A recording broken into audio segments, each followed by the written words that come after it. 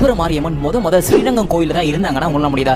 ஸ்ரீரங்கம் கோயிலில் இருந்த அந்த மாரியம்மன் தனியாக வந்ததுனால தான் அவங்களுக்கு சமயபுரம் மாரியம்மன் கோயிலே கட்டியிருக்காங்க. முத வந்து இந்த மாரியம்மன் வந்து ஸ்ரீரங்கத்தில் இருந்திருக்காங்க. ஸ்ரீரங்கத்தில் இருக்கும்போது அந்த மாரியம்மன் உடல் வந்து அப்படி பத்தி எரிய ஆரம்பிச்சிருக்கு. அது கிட்டத்தட்ட அப்படி நெருப்பு கொழுந்து விட்டு வர ஆரம்பிச்சிருக்கு. அங்கேருந்து அந்த பூசாரிகள் அச்சர்கள்லாம் சேர்ந்து இந்த மாதிரி நெருப்பத்தி எரியுது என்ன பண்ணலாம்னு சொல்லிட்டு யோசிச்சிருக்காங்க. அப்போ வந்து பின்னாடி ஒரு பேக்ரவுண்ட் வாய்ஸ் கேட்டிருக்கு. அதில் அம்மன் என்ன சொல்லியிருக்காங்களா, ஸோ வெளியில் இருக்க மக்கள்லாம் மிகப்பெரிய ஒரு நோயால் வாடிட்டு இருக்காங்க, அவங்களாம் நான் காப்பாற்றணும், இங்கேருந்து என்னால் காப்பாற்ற முடியாது, என்னை வெளியில் கொண்டு போங்க அப்படின்னு சொன்னதாகவும் அங்கேருந்து அச்சகர்கள்லாம் சேர்ந்து அந்த அம்மனை வெளியில் கொண்டு போயிட்டு இருக்காங்க. ஸோ வெளியில் கொண்டு போகும்போது ஓய்வு எடுக்கலாம்னு சொல்லிட்டு ஒரு வேப்பமர காட்டுக்குள்ளே வெயிட் பண்ணுறாங்க. அந்த சிலையை வச்சுட்டு அப்படி ஓய்வு எடுத்துட்டு விடிஞ்சு ஏந்திரிச்சு அந்த சிலையை தூக்கும்போது அந்த சிலையை எடுக்க முடியல. அங்கேயே அந்த சிலை உட்காந்துக்கிச்சு. அதாவது கல்லு மாதிரி அங்கேயே இருந்துருச்சு. கொஞ்சம் நகர்த்த முடியல. அப்போ திரும்பவும் ஒரு பேக்ரவுண்ட் வாய்ஸ் கேட்குறது, என்னன்னா நான் இங்கேயே குடிக்கொண்டு இருக்கிறேன், ஸோ என்னை நீங்கள் இங்கே விட்டு போயிருங்க, இங்கே இருக்கிற மக்களை நான் காப்பாற்றணும், இங்கே இருக்கிற எல்லா நோய் வாய்கள்லாம் அடிச்சு துரத்திட்டு இங்கே இருக்கிற மக்களை நான் காப்பாற்ற போகிறேன் அப்படின்னு சொன்னதாகவும் அவங்க அந்த சிலையை வச்சுட்டு அங்கேருந்து கிளம்பி போனதாகவும் நம்பப்படுது. அதுக்கப்புறம் காலங்கள் போக போக என்ன நடக்குதுன்னா 17ஆம் நூற்றாண்டில் விஜயநகர அரசர் ஒருத்தர் வந்து போருக்கு போகிறார். போருக்கு போகும்போது இங்கே இருக்கிற அம்மனை வேண்டிட்டு போகிறார். என்னன்னா நான் போரில் ஜெயிச்சிட்டுனா இங்கே இருக்கிற அம்மனுக்கு நான் பெரிய ஒரு கோயிலை கட்டித்தரேன் அப்படின்னு சொல்லிட்டு வேண்டிட்டு போகிறார். அதே மாதிரியே அந்த மன்னர்